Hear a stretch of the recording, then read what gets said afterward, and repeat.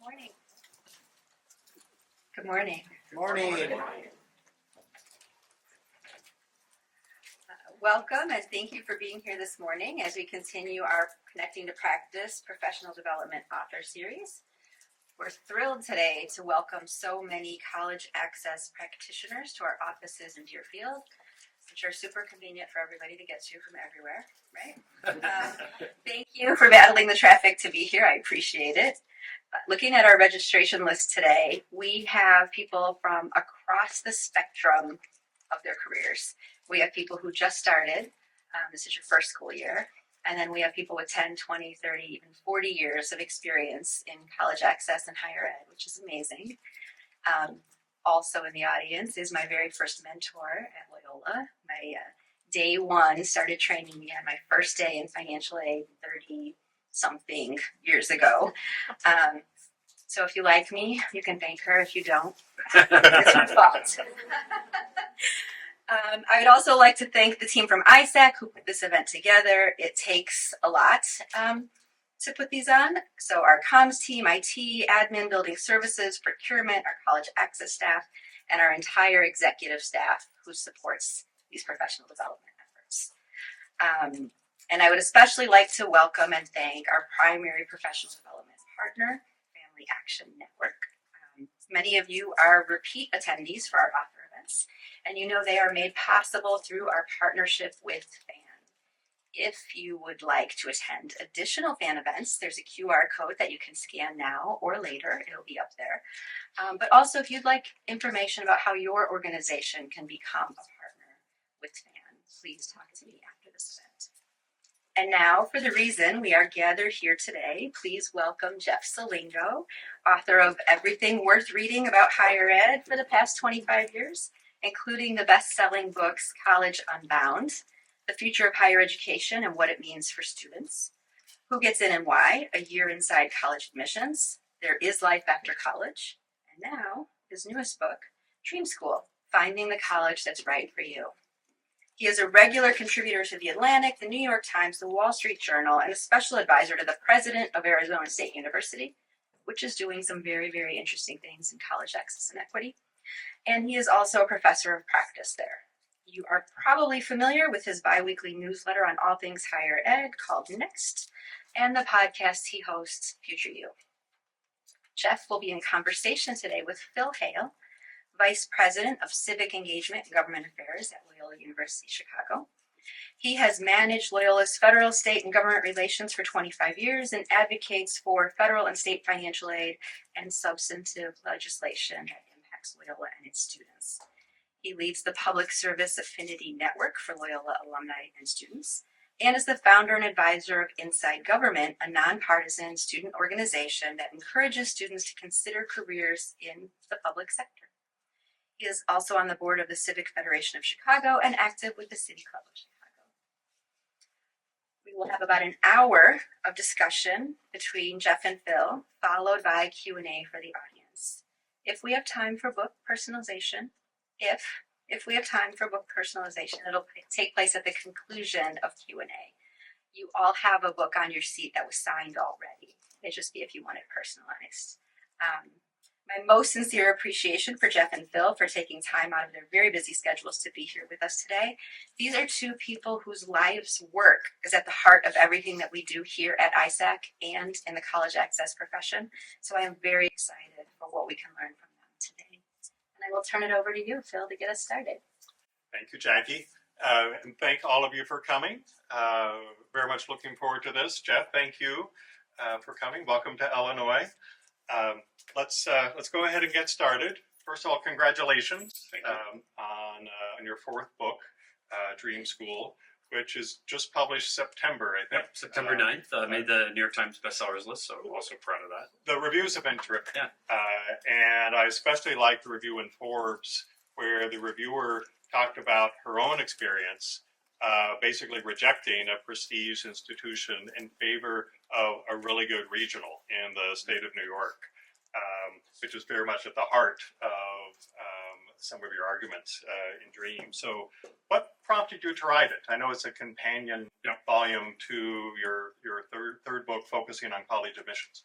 So first of all, thank you for having me today. I'm really excited to be in this room with all of you. I'm really excited for seeing all the great shirts from the ISAC Court. College changes everything, because it does. And I'm really excited for the work that you all do particularly. As I was telling folks here earlier, Nicole Hurd is a friend of mine, so I'm familiar with a similar program with the College Advising Corps nationally, but really excited for what you do here in this state and the work that you do. So thank you so much for that in particular. So why did I write this book? So after I wrote Who Gets In and Why, which was essentially a peek inside the college admissions process at a big public, small liberal arts college, and a kind of a national research institution. So University of Washington, Davidson College, and Emory. A number of counselors, parents, students, educators came up to me during the discussion for that book and said, okay, but what if we don't want to go to one of these highly selective colleges, and even in that book, right? These are selective colleges, but they're not, the ultra selective colleges, which now, take what, 3%, 4%, 5%. Right. It's kind of embarrassing how few students they take. What if we don't, can't get in, don't want to go there? What if we can't afford it? Affordability was a big issue for a lot of the families that I met. How do we make sense of the rest of the world of higher ed? Which was a fascinating question to me, because I think sometimes my blind spot in covering higher ed for 25 plus years is that, and same thing with all of you in this room, is that we know something about a thing that people only come to once, twice, 3 times in their life. That is one of the most expensive products, and I'm going to call it a product for a second here, that they're going to buy in their life. And to them, it's a morass of institutions, right? Thousands, 4,000 institutions in the United States. Sure. And so what happens then is that people then, and this is why they end up using things like the rankings. It's why they ask their neighbors. It's why they look at what are the sweatshirts everyone's wearing? What are the stickers on the back of cars? It's why we kind of go to the brand names, because we can't make sense of this wide world of higher ed. Makes sense. And especially with the rankings, right? We all go to those, well, is it a top 25 school? Is it a top 50 school? I don't even know what that really means, but it means something to those who don't really get what is the difference between a regional public, a big research public, a liberal arts college. And so what I wanted to do with this book is first, in the first half of the book, was to dispel a lot of our notions about how prestige and rankings equal quality, because they don't. And second, once we hopefully change the mindset about that, is okay, what are you looking for when you look for a good college, however that you define that? And that's what I wanted to do with this book, was to make sense of the thousands of institutions out there that we all know are good fits for students, but to put that information in the hands of people who are making those decisions. Thank you. That's great. And I realize with my next question, I'm going to ask you to basically summarize your entire book in one answer. But the term dream school is very provocative and evocative. So what are the factors that make up a dream school, and what advantages do these factors have for students? So the title is debatable, I know, for some people. Like when it first came out, people were like, I can't believe you called it dream school. And titling a book is we could do a whole lecture just on book titling, because it's one of the most difficult things to do. But we came to this title pretty early on, and it was meant to be provocative, because we think of this idea of, oh, it's my dream school, right? Students often talk about that is a single entity, a single institution. And what I'm hoping to do with this is that the dream in dream school is not a single institution or a single type of institution, but it's a place where it's a good fit for you, where you're going to thrive, where you're going to learn how you want to learn, where you're going to find your people, where you're going to find your mentors. That is the dream in dream school to me. So it's not a specific institution, but it's more of the type of place that is a good fit for you. And what does that mean? Right? So I broke it down into a couple of things that I think are critically important for students. One is a supportive start. I think we dispel the notion that the transition from high school to college is going to be easy for most students. I think that some parents and educators, especially for students who might not be first generation, right, where their parents actually went to college, maybe even their grandparents went to college, everybody says, well, my kid will be fine. And I say, well, maybe you think that, but that's not necessarily the case. And I want to go to a place, we were talking earlier, right? The old trope in higher ed used to be look to your right, look to your left, one of you won't be here at the end of the semester. I want to go to a place where they're actually going to be supportive of me, where they're going to have elements in place in terms of first year experiences where students are actually getting supported. So a place that is a supportive start. Second is a place where I'm going to find my sense of belonging, not only among peers, but among faculty. Particularly, I spend a lot of time talking about the importance of faculty because I think in the college search particularly, we don't think enough about faculty. Third, and this is a little bit related to faculty, but around the entire campus experience, are mentors. And the ability to find people who are going to mentor you through your undergraduate experience. Fourth is hands-on experience. I think hands-on experience, whether that is in internships, co-ops, projects, undergraduate research, work, a campus job or an off-campus job that gives you hands-on experience, whether it's in your major or not, but helps you develop the work skills that are going to be critical to after college, is more central to the educational experience than ever before. I talked a lot about the skills. And all of this happens at a place that has the resources to invest in you. Doesn't mean they have to have the biggest endowment. It doesn't mean that they have to be the most famous institution, but that their resources are focused on your success. Seems so obvious, right?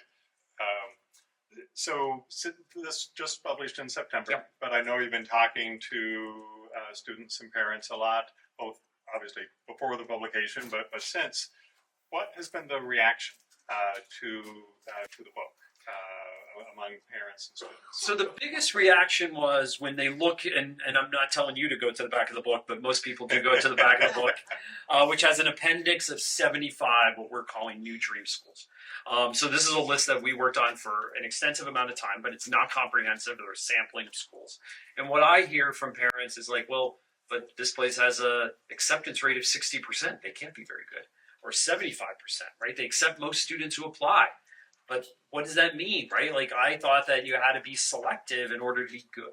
And so I think that's the biggest reaction is how I am hopefully trying to change the narrative that this idea of selectivity, of scarcity equals quality. Because when you look at the rankings of, just let's take the U.S. News and World Report rankings, when you look at the top institutions on that list, most of them are tiny. They do not accept most students who apply. And so thus we equate quality with that selectivity. And really all it is a measure of scarcity. It is not a measure of quality. And so the reaction is hopefully changing their attitude about what makes a good college, that it's not just based on selectivity and the rankings and the sweatshirts you see everywhere. And in fact, one of the reactions I get from parents is that like, wow, you got us to start thinking about other schools that we didn't necessarily think about before. And even if it's not, and this is one of the things we were talking about earlier, even if it's not on the dream school list, again, at some point, there could have been hundreds of schools on that list, right? It's getting people to think about, oh, that's an interesting place in this city. Maybe there's others that are like it. It's giving them the tools to help them find their own dream schools. Thank you. I want to talk a little bit more about what you just referenced, and you talk about a lot of the book, that sense of being connected to the institution, that sense of belongingness, but also the sense of being connected to one's fellow students. Talk a little bit more about that, please, and about how that engages students and how that's better for students. So we know from the research that the more students are connected in the first semester of college, the more likely they are to be retained and graduate. We often think of belonging as just finding your people or finding your friends. but we don't think about how the college helps support that. And it's not just in terms of, if you're a residential student, in terms of your residence hall, but it's also in academics. It's also in the classroom, and it's also in extracurricular activities as well. So I talk about the three realms of belonging that you can find on campuses, and that academic belonging is just as important as what might happen in the residence halls and what happens in the in extracurricular activities. And in fact, I think that when we're thinking of colleges, we sometimes over-index on, oh, am I going to find my fit? Am I going to find my fit in living there, or am I going to find my fit in extracurricular activities? We don't think enough about the academic piece of it, particularly among the role that faculty play. I think that when we're looking at colleges and universities, we don't spend enough time at really understanding faculty. Who are they? How do they teach? How often do they spend time with students? What are they doing those first 8 to 12 weeks, 16 weeks of the semester to help form that bond between students and between the faculty as mentor? How welcoming are they to things like office hours? How often are they coming before and after class to just spend time with students? How encouraging are they of students? How are they helping them find their sense of direction, whether that is around majors or other things? We just think it happens. And I think a lot of this is because we think of high school faculty, right, where their entire job is teaching and mentorship and things like that. Where in colleges, there is a wide variety of faculty within institutions, and there's a wide variety of faculty between institutions. And if we don't take a moment to understand, well, this is a research institution where they get, and I love the terms even used, right? Where they get a release from their course load, right? Like they use these words, like they have a course load, which makes it almost sound like it's a terrible thing to actually be teaching. Right, these are words that I'm using with parents and counselors and others and students, and they're just shocked. What do you mean at the top universities they're not there for me as an undergraduate? And so that to me is something that I think I want us to really understand. These could be great institutions if you want to be a researcher. These could be great institutions for graduate school. But as an undergraduate, you are looking for something incredibly particular to help with that transition from high school to college, and helping students and parents really understand that piece of it. Like, this is a place that will care about you as an 18-year-old undergraduate, where this other place, you're just often filling a seat. There's another tool that I know at Loyola we feel helps a lot with our own sense of belonging and connection, and also retention, and that is the use of cohorts. The cohort model. TRIO is a really good example of a very, very strong cohort model. Many of the people in the room, and I hope you'll come and visit our Rupe College at Loyola, is essentially a cohort model. It proves to be very, very effective. So can you talk from your perspective a little bit about the role and the value of cohorts? Well, and this is where I talk specifically about the first year experience, where those, they all differ. Many of the colleges in the list at the back of the book have very structured first year experiences. And again, there's not a single definition of a first year experience, but sometimes these are bigger places, but sometimes these can be smaller colleges and universities that are building that cohort model that first year of college. So it could include things like extended orientation throughout the year, right? Because we know that orientation just doesn't happen, before the academic year, but it happens in the moment that students need that help. Second, it assigns them essentially a course around going to college. Most students do not know how to go to college. We assume this. And so it assigns these smaller cohorts where they could get to know somebody else, often outside of their major, which helps them develop connections across campus.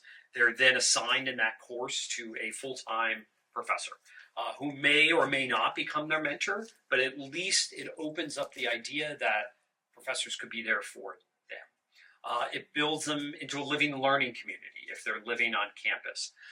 It builds them into other types of work, whether that's undergraduate research, whether that's project-based learning, whether that's co-ops or internships. It assigns them to other types of advisors around career and social aspects. There could be peer mentoring as part of that. Again, they differ by campuses, and I talk about different experiences in the book. All of it, though, comes back to people, cohort-based learning, and making kind of the big feel small. And it's intentional. And that's the thing that I think most parents, students, and counselors sometimes miss is the intentionality. I want to know, are they going to build this scaffolding around my kid for those first couple of years of college, and then eventually take it down as they launch into the workforce, rather than just plop them down on a campus and they're going to have to figure out things themselves. Because even the most well-prepared students, even the students who have a lot of social and financial capital, they even can't do that. And so I want a place that's going to care about me in this first year experience. When I was reading this, at Loyola, we have a program we call Unit 101, and it is for a very small cohort of students, usually between 12 and 15 students in a class. And it is to provide an orientation for the university, but also to Chicago, how to get on the L and so on, and the university as a whole. And there's a subject matter to each one. When I teach it in civics, and I'm in the habit of giving first day, first class. I give a quiz, which is not very popular, but it's the naturalization test. And to this day, I've only had one student who has passed the naturalization test. And he was a foreign national studying for the test. So he kind of cheated. But I wanted them to know if they wanted to be a citizen, they couldn't. And it got their attention. So I have had the privilege at Loyola of working with students, as Jackie mentioned, my own student organization, alumni group. So your chapter on mentoring resonated with me especially. And we talked earlier about the great studies that Purdue and Gallup have done about the value of mentoring. So talk a little bit more about what you have found and how mentoring helps students, again, in terms of connecting with each other and connecting with the university. So a lot of this is about intentionality. And this is what I want as you're thinking about the work that you do in your own institutions or with students who are looking for institutions. That's what I'm looking for. I'm looking for the intentionality of building programs. They don't just say they do this, they actually do it, right? So I am looking for programs that help them meet people, particularly in those first 8, 12, 15 weeks of campus. So what are they doing to connect students to faculty members? What are they doing to connect students to advisors? Are they assigned an advisor as soon as they get there, right? Are they assigned in these small cohorts to faculty who are going to spend time with them? These are critically important because we know that when we look at those students who thrive in college, meaning they are retained and they eventually graduate. You mentioned the Purdue Gallup Index, right? Those students who also thrive in the workforce afterwards. It all comes back to people and the people they meet. So some of that, I'm always amazed at students who participate in athletics often have very high numbers in the workforce in terms of finding jobs, finding internships, and things like that. And why is that? Because think about it. They're in a small cohort, they're a team. They are assigned essentially a mentor, often their coach, right? They're in a very intense experience, meaning their season and their sport, right? So what I'm always looking for is colleges are very good at that, but not everybody's an athlete. Not everybody can participate in athletics in college. So how does a college then take that concept and spread it throughout the institution? So some of that is in extracurricular activities, right? That could be the arts. For me, that was journalism, right? I was on the student newspaper, right? So I found my peers there. I found my sense of purpose, right? I was a student reporter, and I found an incredible mentor in the advisor to that newspaper. Those are the experiences that I'm looking for, which are critically important as you're looking at colleges and universities. So let's pivot a little bit to your list. Yep. And I know you don't want people to immediately go to the back of the book and as they all flip to it right now. Well, I did too. First thing I wanted to do was to check out the list. Loyola Chicago is not on the list, by the way. So But you're still talking to me. we're, and you've agreed to come to campus next time you're in town. I was struck that they are 75 exemplars for everything you talk about in the book. But what are there some specific qualities, some specific continuity between these 75 schools that you would really like to highlight? So again, these are examples. It's not a ranking. It's also not meant to be comprehensive. We had to cut it off at some point. We picked 75. And so that's why there are some great schools that are not on the list, and I'm going to tell you why in a second. Number one, the biggest filter was accessibility. As I said earlier, the top of the rankings, if we look at the rankings, are inaccessible. They're great institutions, can't get into them. So I wanted to make a list where you can actually get in. So at a minimum, they have to have an acceptance rate of at least 20, 25%. That's still, by the way, as you know, very low. Most of the schools on the list are 30, 40, 50, 60, 70, 80% acceptance rate. So the first thing is we eliminated all schools that are under that 25, some cases 20, because those numbers differ every year, as we know. So that's the first filter, which is why there's some schools that are just not on the list, too selective. Second, they had to be, in the year we studied, at least 1,000 students. Why is that? 40%, believe it or not, 40% of the U.S. market is under 1,000 students. It's a shocking figure to me how tiny American higher education is. Yes, that's why we have 4,000 institutions and 40% of them are under 1,000 students. They're smaller than most high schools. Wow. Because you think about it, we have a lot of special purpose institutions, right? They might be art institutes, things like that. Yeah. So the reason why I picked 1,000 as that number was because we're in a moment right now where American higher education is in flux. And in talking to a lot of nice way to put it. Yes. You might have your own adjective for it. And there's a lot of financial pressures on higher education. And if you're an institution under 1,000, and I've heard from many institutions are under 1,000, stop saying this, but I'm sorry, I talked to a number of financial experts. Unless you're sitting on a lot of money, it's very hard to run an institution that small. Mm-hmm. It is. And so I wanted to be very careful about not recommending a college that I just didn't think had the financial wherewithal to go forward. So we also use that as a floor as well. We looked at only at four-year colleges for the purposes of this, and we did not look at any special purpose institutions, meaning they're only focused on arts or music, theology, things like that. So that gave us a universe, I think, of 1,400 schools plus in that range. Then we took another look at the data, and we looked at things like we worked with the National Survey of Student Engagement on institutions that do very well at student engagement. They wouldn't give us their data because they don't release their data publicly, but they agreed to match a lot of our institutions in one of our final lists to see if they made their list. We looked at something called a price to earnings ratio. So I worked with Michael Iskowitz, who was the first director in the Obama White House of the college scorecard.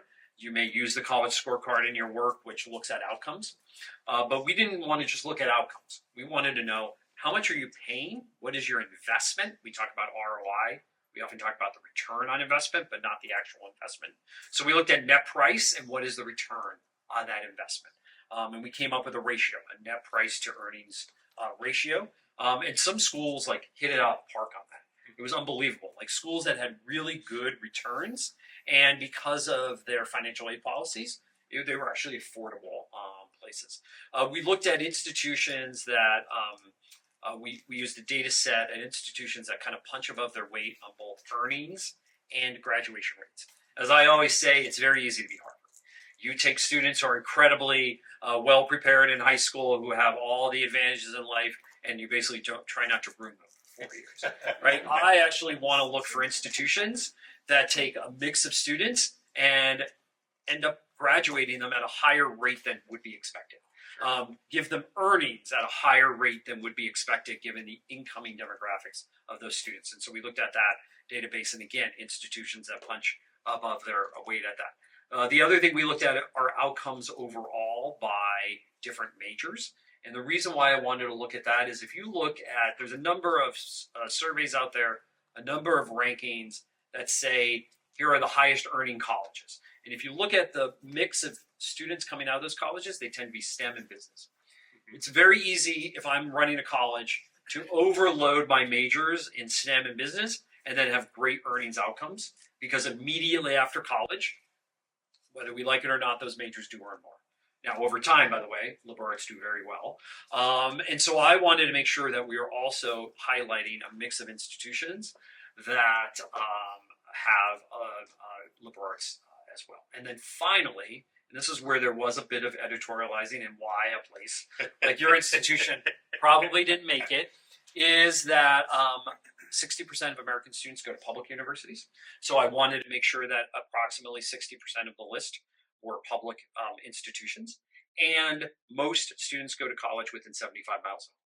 So I was also we didn't get this exactly right, but I wanted geographic diversity with the list because most of the colleges could be in the Midwest and the Northeast. We wanted to make sure we also had colleges in the Southeast and South and Southwest. So we had to do a lot of balancing at the very end to make sure that we, in some cases, had to lift some schools into the list. They did well on all these other measures, but we had to lift them into the list because for geographic or public versus private. That makes sense. There were, spoiler alert here, there were 3 Illinois institutions who made the list. Augustana College, DePaul University in Chicago, proud DePaul alum, I think, back there, and University of Illinois. Yep. So of those 3. Oh, and that's the other thing. Let me just put one Yeah. note on that because I heard from a bunch of people that are 2 UC campuses, and people wrote to me, we can't get into UC. The UC system is impossible. The other thing around accessibility is we looked at both in-state and out-of-state acceptance rates, which, as you know, for some campuses could differ greatly. So we had to balance that out as well because, again, the people reading the book might be in-staters or they might be out-of-staters. So a caveat on acceptance rates, I know they differ in-state and out-of-state. They also differ greatly by major in some cases. So we had to filter some of that out as well. Well, and I'm glad to raise that because that may be particularly relevant in Illinois because, as you may or may not know, Illinois has a program that I applaud everyone here for, the Monetary Assistance Program, which is like a Pell Grant, but you have to be an Illinois resident going to an Illinois school. But it includes privates. So about half of our undergraduates are from Illinois, and about half of them get MAP grants. We're always extremely grateful. So thank you all for your support of MAP grants. But I want to pivot a little bit and talk a little bit more point about college affordability. You've said some intriguing things lately. I've been haunting your LinkedIn page and some of your podcasts and so on. A lot of people don't like what I'm talking about in affordability. I'm very curious for this question. Well, one of the things you said that got my attention was that one of the questions that you get most often at events like these from parents and students, regardless of socioeconomic status, are 2 things: affordability and student graduation outcomes in the job market. So I want to start with affordability. When it comes to college costs, what do you hear the most from students and parents? Why does college cost so much? And it's not affordable. Increasingly, and I keep telling people in higher ed this, it's not affordable. And they say, well, we have to explain our costs better. We have to explain the value. We have to tell the difference between sticker price and net price. No, it's not affordable. Full stop. Next question. And people don't like that. People don't like that. And I have a lot of data in the book from Phil Levine, who is an economist at Wellesley College, who's done a lot of work with national federal financial aid data on affordability and did a big study with Brookings Institute last year on this. It is across. Sorry, I'm just going to continue on here for a second. No. Because it's across every income level. So it's not just, by the way, among lower income families. It's among students at every income level. It's definitely changed over time. It's become less affordable over time. And I'm sorry, I'm putting this back on the colleges because they have to do something about it. The time has come. I cannot. It's not about, yes, a lot of it is about financial aid, but we cannot continue to put it back on the states, the students, the federal government, everybody else to solve the college cost price crisis. That's the other thing. Well, it's not price, Jeff. It's cost. Most Americans don't care about those terms. They just want to be able to go to college, have it be affordable. And to me, this is now on the backs of colleges to help figure this out. We could more than happy to talk about that at some point. So as Jackie mentioned, I've been at Loyola 25 years, so I've been doing it long enough. I remember when the Higher Education Act actually was reauthorized. And we'll see that again. Maybe if Congress ever actually goes back into session. Well, that's a whole other session, I think. But I remember when I think you were probably with the Chronicle at the time, that Congressman Buck McKeon was in charge of a reauthorization, and he used to open every meeting with the same question: why does college cost so much? And it is the right question. It's the right question for students' parents. It's the right questions for institutions. It's the right question for all of us. And I bumped into him in the Capitol a few years later, and I asked him, "Did you ever get a good answer to your question?" He said no. He said, "No, Phil, I got an ink cloud of statistics. I got an ink cloud of sticker price and actual price, everything you just outlined. But no one ever explained, why does college cost so much?" So my next question for you is, and you've already answered this partially, but when a parent or a student says, I don't understand why college costs so much, what's your answer? It's complicated. I mean, I get it, right? Colleges and universities are expected to do more than ever, right? We talked a lot about building that scaffolding around the first year experience. All of that includes people.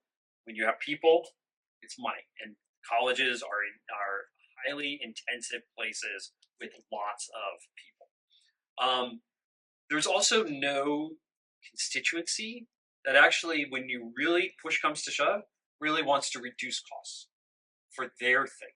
And what do I mean by that? Well, faculty, they want to get paid more. Students want more services.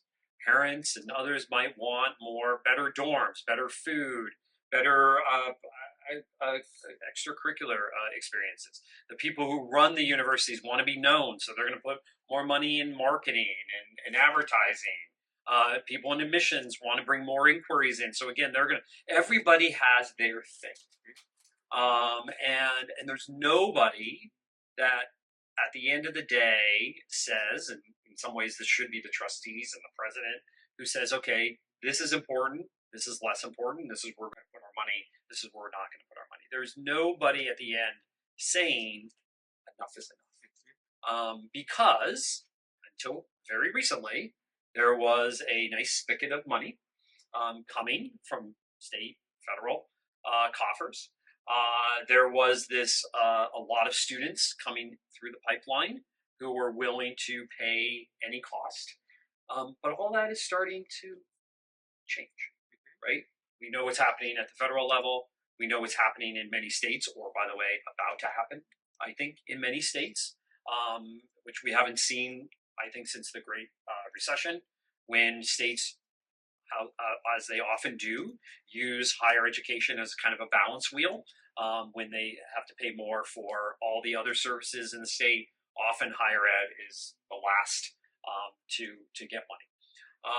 And then we have a demographic change, so fewer high school graduates starting this year. But what says to me that we have come to this point is, in the last 10 years, we have gone from approximately 70% of high school graduates going right on to college from high school to closer to 60%. So we've lost about 10 percentage points in terms of the percentage of students who go right from high school to college. Now, there's many ways to go to college. You don't have to go right after high school, but has long been the pipeline. And by the way, all the programs that we have built have been around that pipeline. And the fact that we have lost 10 percentage points on that tells me people are looking for something else. It also tells me that for a lot of those students, it has become just not sustainable in terms of affordability. And it's not that they don't want to go, they can't go. I want to pick up on something you referenced just a minute ago about the demographic cliff. Yeah. And as you referenced in your book, there's good data that has come from the Western Interstate Commission for Higher Ed. And this is an Illinois audience, so I want to be specific to Illinois. They project that for Illinois, in just 5 years, there will be 12.5% fewer graduates from Illinois high schools. And by 2041, there will be 30% fewer Illinois graduates. So I know what this means for institutions, but I'm curious what you think this means for students. Will the fact there will be fewer applicants, is that potentially good for students? Does that actually mean that they have a better chance of getting into their school of their choice? How does this impact students? Well, and also, by the way, let's just go for institutions for a second. Remember, most students are going to college within 75 miles of home. So the fact that you're losing that percentage says a lot about what potentially could happen, not only, by the way, in Illinois, but in the Northeast and throughout the Midwest. Midwest and Northeast are going to be hit pretty hard by this demographic cliff unless institutions think differently about who they're serving and how they're serving. But let's go back to students for a second. For the most part, and Nathan Graw, who is an economist at Carleton, has done great work in terms of demographics and demand for higher ed. At the very top of the rankings, the highest ranked institutions are going to be fine because they have national and, at least until recently, international audiences of students. So they have way many more applicants than they know what to do with anyway, which is, again, their business model has been built on scarcity, and that comes back to help them in this case. For the other institutions, it will be easier to get into college. And then I think the question is, what does it mean in terms of financially, particularly institutional financially? Because many of these institutions have already essentially maxed out what they can discount on tuition as it is, and they're still not filling every seat that they have. So I think there's going to be a lot of discussion around, do we just keep discounting more?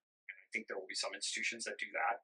But if you're already at 50, 60, 70, 80%, I mean, how much more can you really go until you're essentially just giving away the entire store to students? This is, to me, where you're going to start to see a couple of things happen. One, schools go out of business. So schools will shut down, no doubt about it. And we're seeing that more and more. We're still not seeing hundreds, but we're definitely seeing more than we ever have before. I think you'll see more mergers and straight out acquisitions. On our podcast, we've been covering this a lot because I think that this is going to happen more often too, where you're going to see mergers and acquisitions. But I think the smart institutions are going to be the ones that start to say, well, we can't be comprehensive anymore. So we're not going to offer every major and every program known to people out there. We're going to focus on what our strengths are. So we might become smaller. In that case, we're going to focus on what we do best, what the region really needs in terms of the economy. We're also going to focus, by the way, on other segments of students in addition. Meaning, it's shocking to me when we look at American higher education, most institutions serve that 18 to 22-year-old market. So thousands of institutions serving a market that has always been historically pretty small, but shrinking. Meanwhile, we have 39 million people out there who have some college credit in their degree. 39 million. Put that in context, only a couple million students graduate from high school in the U.S. every year.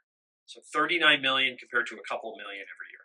Like, even if you're an institution, even if you just were able to attract some of those students back who are so close to getting a degree, which we know, even in this job market, and I know there's a lot of uncertainty around AI and what it's doing to the job market, a college degree still gives people options. It gives them economic mobility. It gives them job mobility. So getting them a degree, I think, is incredibly important. Like if you're a college and you think, okay, well, we're going to focus on these programs. Yes, we're still going to take 18-year-olds out of high school, but we're also going to focus on that adult learner. Maybe we're going to do some online. Maybe we'll continue to do a little bit more in the professional and graduate realm. If you start thinking about different segments of students, might be a slightly different institution, but you're going to survive. The question is, who's going to make that decision? Are you going to make it fast enough to survive? And this is the problem I see in much of higher ed right now. It is kind of a wait and see attitude. So right before I got on stage, I got a text from somebody. I was telling you a story earlier. Two institutions where in the past couple of weeks they fired their president because they've discovered these big deficits, and the trustees are shocked. Shocked, I say, right? So, and I'm like, there's gambling on us, right? There's gambling at this casino, right? And so the question I have is, will they have enough of a runway to make these decisions? And I think that the well-operated institutions where the leaders are honest with their faculty, with their students, with their alumni. The problem is it's just very hard to think differently in higher ed because, again, going back to there's no constituency to control costs. There's also no constituency that really wants to be that different, right? Faculty always want to teach the students they've always taught. Alumni always want the institution they graduated from. And so it's very hard to change institutions to be different places, and your perception changes. Sorry, just one other point on this. You mentioned ASU.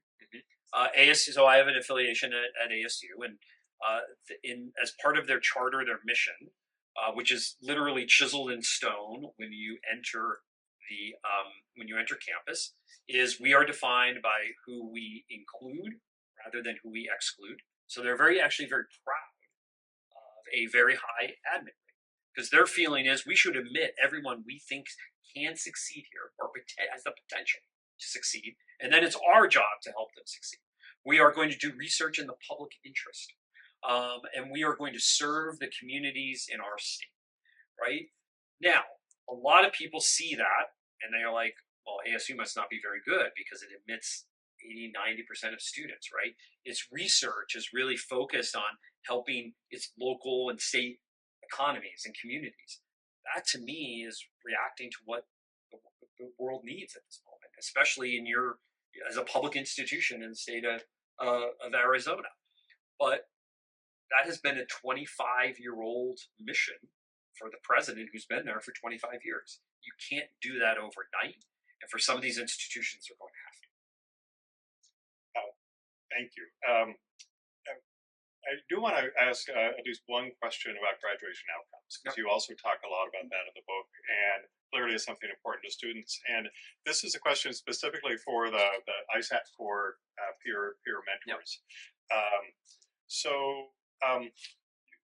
You mentioned how graduation outcomes is so important to parents and students. What should they look for when they're looking at an institution? Apart from obvious things like graduation rates and so on, what are some things that the school is doing that is facilitating those graduation rates and good career outcomes that parents and students should look at? Well, first of all, they should really focus on graduation rates for students like me. And students, college. The thing I don't love about how graduation rates are measured is it's a blended rate across the entire campus. And colleges know this, so they can answer this question. I want to know, for a student like me, in my major, gender, race, ethnicity, whatever, right? Like, how is the graduation rate for me? Because they differ greatly. And then how does that compare with your overall graduation rate? And if there is a big gap, I want to know why. Like, what are you doing or not doing to facilitate that? And if it's close, so a place like Georgia, one of the reasons why I love what Georgia State has done is because they have reduced those inequities between graduation rates for students across the board, by major, by school, by gender, by race, by ethnicity, by everything. And I think, so they haven't erased it totally, but they're much closer than at most institutions. So that's one question that I would ask. On outcomes overall, again, it's not just enough to get a student to graduation. Graduation rates are important, but to me, the new definition of student success is, what about placement afterwards? What about earnings? I know we place a lot of focus on earnings, and people in higher ed hate that, right? We're here for more than just to make people money. But I'm sorry, when you charge what you do, and when the world goes around on making money to survive, then I think that outcomes are critically important. So I want to know, what are your outcomes by major, 5, 10 years out of college. What does that mean, right? Like, where are you placing students? What are their earnings 5 or 10 years out of college? And what are you doing to facilitate that at the undergraduate level? So what types of programs do you have in place to help students find work on campus, off campus, internships, externships, co-ops, projects with employers, just so they get a sense of what it is like to work with employer, job shadowing, right? There's all these things that I talk about in the book, that it's not just something to say, well, we have a career center, it's here for you, right? I want to know, okay, well, where did students in my major intern in the last couple of years? What have their outcomes been from those internships, those jobs? How do you help students find those internships or work? By the way, not everybody can intern, right? Some students need to work. I know I needed to work my first couple of summers after college, and I needed to work in college as well. And so what are you doing to facilitate jobs that actually give students real skills? So I was at a big ed tech conference last week, I should say. And I was talking to a number of companies, Salesforce being one of them, that puts money into some of their campuses that use their software, so that students who are working on campus can get skills. So a product like Salesforce is used not only in higher ed, but it's used in a lot of jobs. So those students who have campus jobs are actually getting experiences in using that software on campus. Then they can get that experience to get into the workforce. So what are you doing as a college to make campus jobs more meaningful? What types of skills, not only hard skills like I know how to use this piece of software, but communication, teamwork, other types of soft and hard skills are you giving them? Those are all the questions that we should be asking. And then what I think ends up happening is that when we think about outcomes, we say, okay, well, career center, check.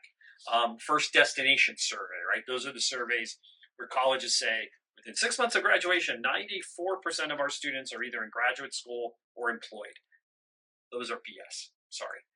First destination surveys, first of all, if you look at the results of most of those surveys that colleges do of their alums, they have like a 35%, 40% response rate. So there's a little bit of a bias there. Who's going to respond to those? People who actually have jobs or are internships or in graduate school. It tells you, by the way, because other color around those. Like, okay, are those full-time jobs, part-time jobs? Are those do those require a college degree? Do they not require a college degree? Are they in your major or not in your major? Like, I want to know more stuff around that. And by the way, I challenge you to find a college that advertises a rate on those surveys under 90%.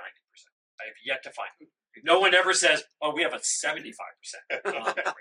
Right? I want more colleges to do what American University does. So American University has this really good dashboard where you, as a prospective student, can look by major where last year's classes have gone on to work, average earnings, things like that. Right? They're actually showcasing their outcomes by major. Now I know faculty sometimes hate this. Administrators sometimes hate this. I get that you go to college for more than a job. I get that your job right after college might have nothing to do with your major. I get that most majors don't necessarily lead to specific jobs, especially outside of like healthcare and accounting and certain majors. But I still want to know more about those outcomes, because to me, graduation is an important outcome, but it's not the only. Thank you. I have a lot of other questions on this, but in the interest of time, I want to move on to at least a question or two about the current landscape. Yep. As you alluded to it. I was trying to avoid that. I know you were. So this is a unique time. In 25 years, I've never seen anything like the current federal landscape. My question to 25 years. I don't think we've seen it. No, in no. 50 years. It's quite unique. So I'm going to frame this question in terms of what we all think of as the One Big Beautiful Bill Act. There's been a lot of attention given to the healthcare provisions in the mainstream media, very little about the higher ed provisions, but we know them pretty well, especially with respect to lending, right? Plus loans, especially. So you've been doing a number of these events with students and parents. How would you characterize their level of awareness? Zero. Close to zero. Okay. Any questions, concerns at all? Are they aware about the? I don't know the answer to this, but negotiated rulemaking. Yeah. Is it? Yeah, I mean, so I put up a post last week about negotiated rulemaking around types of programs on the loan limits, and people were surprised to find out that there's right now a very small number of programs. I think it's 8, right? That would fall under like a professional versus graduate. Very restrictive, right? And so I heard from all these parents who are like, wait a second, this program will cost like $200+ thousand, but the loan limit will be this on it. If it's not considered a professional program, what am I supposed to do? No pay. No, there's very little attention to that right now. One question that Loyola's own financial aid director has raised to me, and that I've been raising to members of Congress, is, as I understand it, the way HR1 is worded, a student who changes their major may risk changing their loan status at the same time. So that would be anyone who's grandfathered in, but would also be true for an entering first-year student who chooses to change their major in the course of their undergraduate career. We know most students do at least a couple of times. So if our financial aid director is correct, and I think it is, what does that mean for an entering first-year student if they're basically stuck in their first major of choice?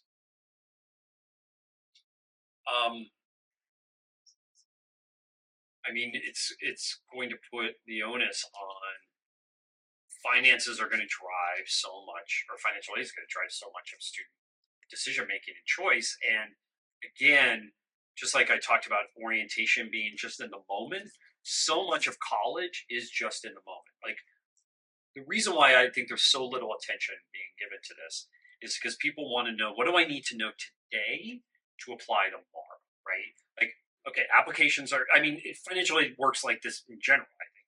Like, oh, I'm going to apply for college, then I'll worry about financial aid. And then I have financial aid, and then I'll worry about how to pay for it.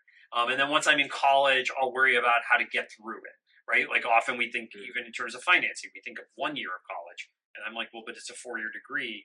Haven't you thought about the other 3 years, right? So I think there's very much of a step mentality because it is incredibly overwhelming, as you know, the whole process. And so I think people really think about it in that moment.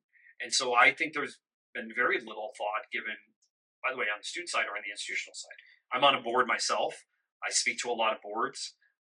I speak to a lot of senior administrative teams. I will tell you, there's very little. You know, you're obviously well versed in it, and I'm hoping you've told your senior administrators about this as well. I am shocked at how little information is even at the institutional level about this, like how lack of understanding. I put the blame on when I've been in and around higher ed for more than 25 years. You know, when I first started covering higher ed in the late 1990s, the national associations I thought were so much better. In terms of they're not only working together as a community. So when we talk about the higher, we may disagree on this, but the higher ed community in DC particularly was much stronger. Essentially lobbying, right? They were just better lobbyists, telling their story, working on the Hill, working with Hill staff in particular. Now, from what I see is, first of all, I think it's very hard to communicate in this world anyway, and I think their communication to their members and to their campuses isn't as strong as it used to be. And I think they're not working coherently. So if I'm a research institution, I am worried about a very specific set of issues, and I'm going to focus only on those issues on the Hill. if I'm a community college association, I'm going to focus on a different set of issues, right? There's no coherence that we're all in this together. And so, in some ways, I think Washington, and probably happening in the States as well, has been very good at kind of breaking up the group to focus only on their narrow issues. Um, I have two thoughts actually on that. One is I totally agree with you about the associations.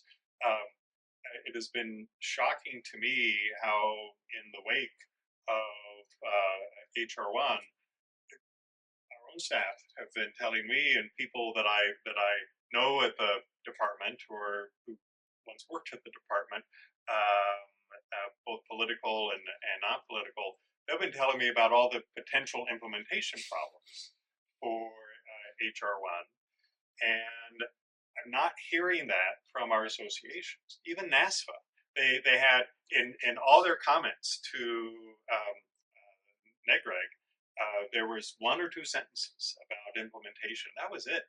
NASFA has been silent on this issue, and I apologize if there's anyone who's really in tight with NASFA right now, but they're killing us, because when I've been arguing implementation problems on the Hill, people are saying, Phil, you're the only one talking about it. And the reason I think I am is that the other issue is just how siloed higher ed is, and we've talked about this before. So I've taken our financial aid director to the Hill multiple times over the years. He's my subject matter expert on everything that impacts our students in financial aid. I hadn't realized quite how weird that is, because apparently other people don't do that at other colleges, universities, even my sister Jesuit colleges. I find it really, really weird. Well, there's also been, so I got most of my career in higher ed as a journalist, and I worked at the Chronicle of Higher Education for more than 16 years in a variety of roles. I basically covered every issue there. But when I started, I was a state reporter, so I covered states. I spent time at agencies like this, and time on campuses. I got to know like the details of how these things work. And the Chronicle's a trade magazine. We prided ourselves on talking about this. And at that time, I worked in what was known as the government and politics section. So we had 6 reporters who just covered federal and state policy. We loved that, right? We loved the Higher Education Act.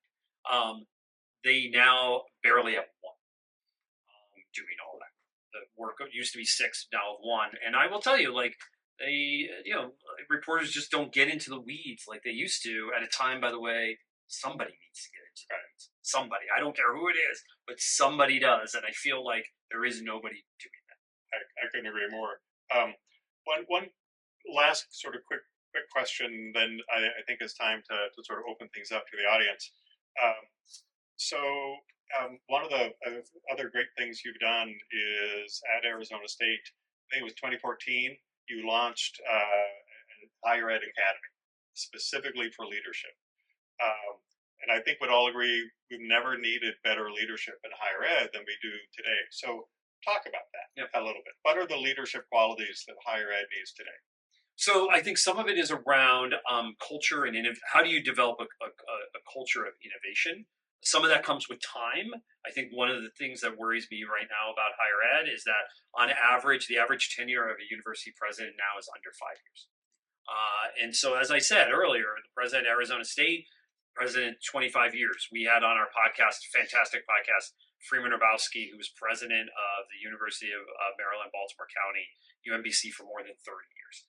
Right? You could do a lot of things in that time. That doesn't mean you have to be a longtime president, but we just had a piece on the Butler University president in Indiana, who's been there for like 15 years, right? There's a lot of things that you can do over that amount of time. So, and especially around a culture of innovation and how do you move an institution through that time. So that's number one that I worry about now, because we've tried to develop this culture of innovation through this program. The second thing, and we were talking about this before we got on stage, is just basic operations.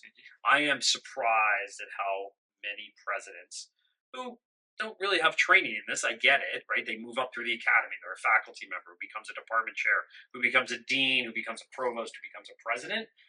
They They just don't know how to operate these complex institutions that have multiple parts. And by the way, now have things called athletics that have just gone crazy. And now federal research and what's happening on the federal research level and what's happening with financial aid. These are complex organizations that are not really made for the types of leaders that we're hiring today. I'm not sure the answer to that because I know some people will say, well, we just need to hire more quote unquote non-academics, more business people. I'm not quite sure that's the answer either. Maybe there's more of a role for somebody else to play more of that operations role, but these are incredibly complex institutions that I will be honest with you are not well operated, not because they're bad people operating them, they just don't know what they don't know. And this is what worries me about some of these institutions going forward. I'd add one thing on the academic side of the house, and I'll be open and honest. This is the case at Loyola, and I think it's the case at most colleges, universities. Back to training, professional employee development. We take a really good faculty person, and then they become a department chair, but they get no training in management, no training on managing a budget, and then somehow they do well. So they become a dean. They still don't get any training in managing a budget or hiring and firing. And then, of course, things go off track. But they've never been trained. And then that dean becomes a provost and on, as you said. So why would we expect different results when we're not investing in that? Yeah. But the investment comes at a cost as well. So anyway, it's probably time to open it up. But thank you very much. Thank you. This is fun.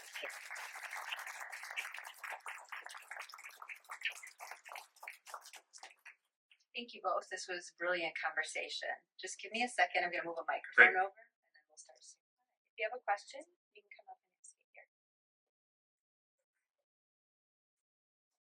All right. Good morning. Morning. There we go. Good morning, and thank you once again. I wrote it down because I'll ramble. That's fine. So I appreciate that. and I think I asked you this last time you were on the FAN call, but so we know that students who visit and research colleges early tend to be more successful once they enroll. Given the clear equity problem, putting low and middle income students and families to a position where they frequently delay meaningful college exploration until their senior year when it's right in front of them. They rely on brand, word of mouth, local defaults, putting them in a disadvantaged position. Have you come across comprehensive practical strategies for schools, counselors, and community partners to shift that mindset and build scalable habits so that they can start that research earlier? So the thing that I've come across is around how do we develop research that is not institution specific. One of the things that I think we need to do earlier in high school that I think is age appropriate, that doesn't fall into the trap of the rankings and getting people to think about name brands, is just the differences in types of institutions. What is the difference, for example, between a research institution and a liberal arts college? Between a big public comprehensive or a public regional and a private institution? What does it mean to major in something? What is the role of faculty at these institutions? Almost like what I would call higher ed 101, right? We're talking about like going to college, right? Could we bring some of that curriculum down into the high school level? Not again about what it is like to be at college, but more an understanding of these differences so that when research does start to happen at the junior, senior level, and by the way, where you can't get to a campus, that you are understanding what you're looking for. Because it is right now just a morass of like data and institution names and name brands. So what can we do on that front? I would love to bring a curriculum down into the high school that is age appropriate and that is more about what are you looking for rather than around brand names, around specific colleges and things like that. Because in the absence of that information, we are going to run to what's familiar to us. And what's familiar to us is what we see around us, right? It's what we see on ESPN on Saturdays. Or is what we see in the parking lot if we go out here. It's what we see on people wearing sweatshirts. Like all those messages do filter down to students, and that's where they're going to go first. But if they have knowledge about what really matters, that could be potentially different. That's where I would start.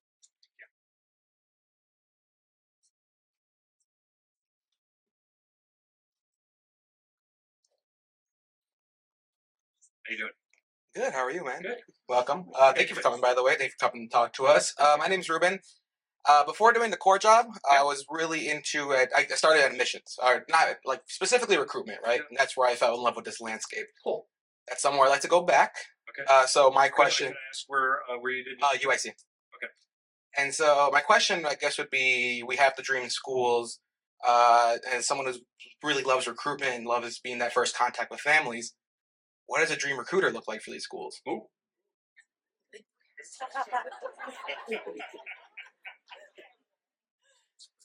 What does a dream recruiter look like for the school? So I'm also I think really understanding what I think recruitment has become. I mean, recruitment I guess has always been a sales job in some ways, right?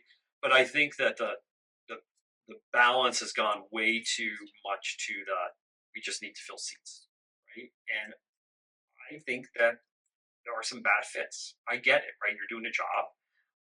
But I'm looking at the financial aid side, right? Where I will I will work with a campus. Recently I did this and I was looking at their data and, at the last 200 seats they had to fill in, they gapped these students ridiculously a lot, right? In terms of financial aid. And I'm like, that's not, we know where that's going to go, right? It's going to lead to incredibly low retention, high debt. And those students are not going to succeed. And I said, that, so why are you doing it?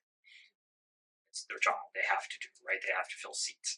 And so the dream recruiter to me is really understanding what the student, what the family, what they need, and then helping them find that fit, whether it's at that institution or others. And so that to me is like, how can you spend more time with students where you're not necessarily selling them on your school, but you're selling them on like the dream of higher education, right? As you say, colleges changes everything, right? But it's not a specific college, right? Yeah. It's college. And that to me, and I get it, it's this tension right now, and it's only going to get worse. As we were talking about demographics, where I think, unfortunately, and Angel Perez, who's head of NACAC, wrote this book around, the hottest seat on campus being enrollment management. It's not just the enrollment management, VP. It's everybody who works in enrollment management is on that hot seat. So that's what I would do. It's hard to change that culture, though, in a place where it's all about the numbers.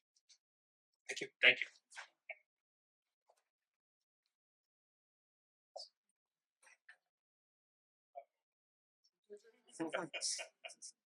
Well, first of all, I also want to say thank you both for being here. I think it's been a great conversation. Thank you for writing this book.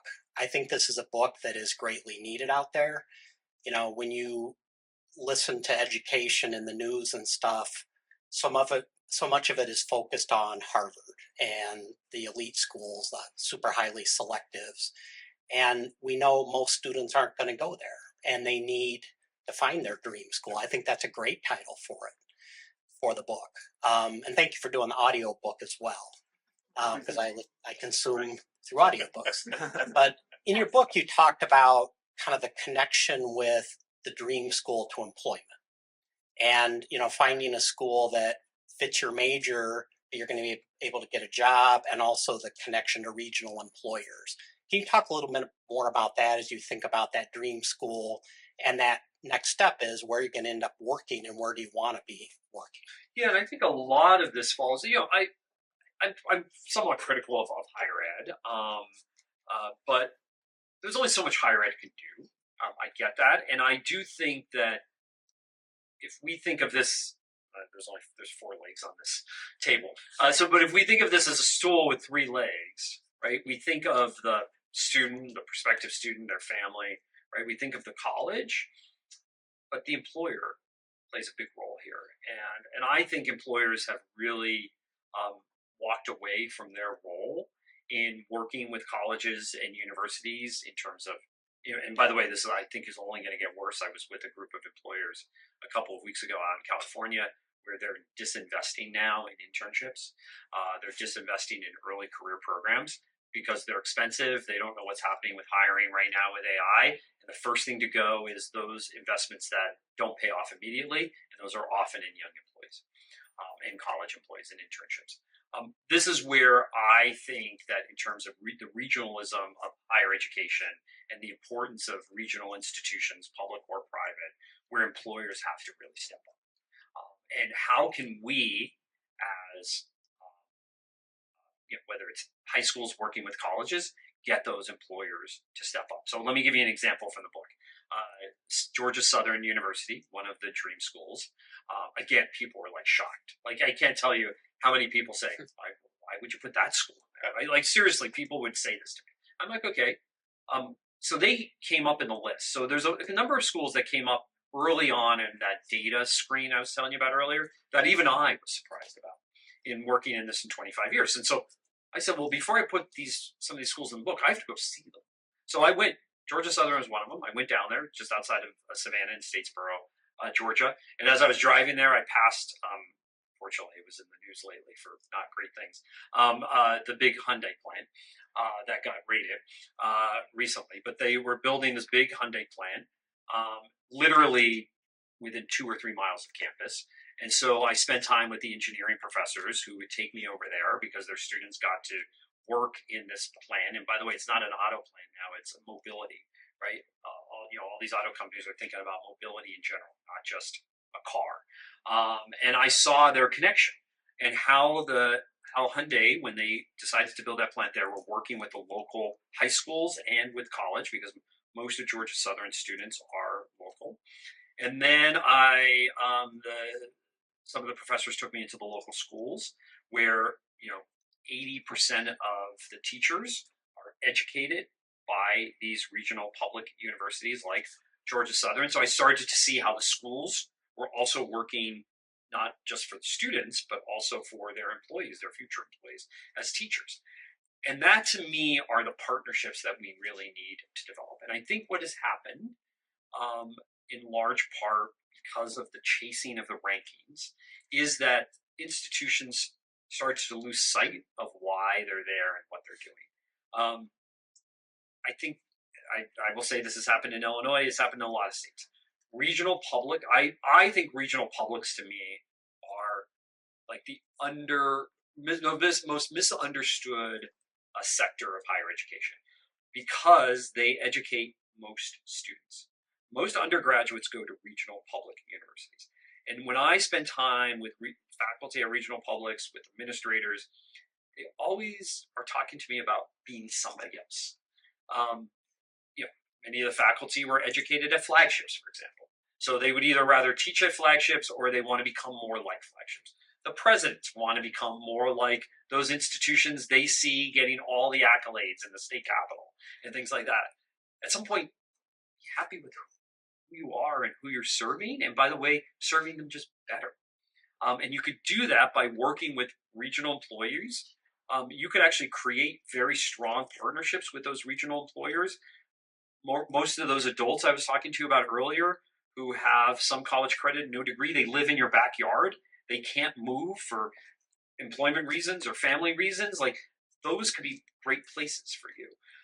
So to me, it is how do you develop better partnerships between regional employers and those regional institutions?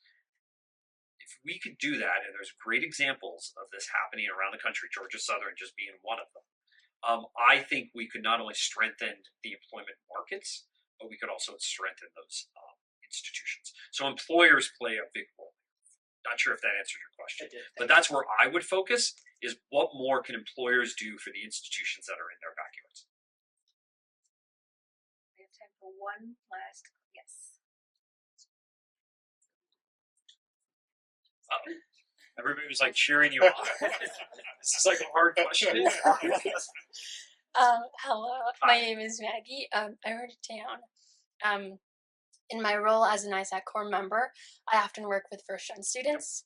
how do you suggest balancing students' ambitions and desires of going to a top-ranked institution and being realistic and encouraging students to reach for more realistic goals or go for these dream schools that you mentioned that may suit students' needs better?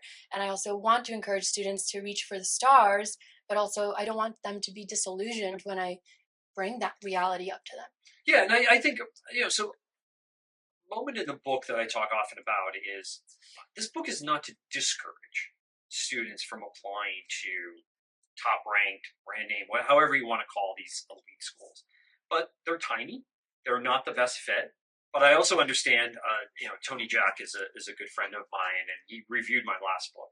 And one of the criticisms he had of it was that highly selective colleges, if you could get into them as a first generation student, actually, in some cases, not in all cases, do a great job at leading your economic mobility.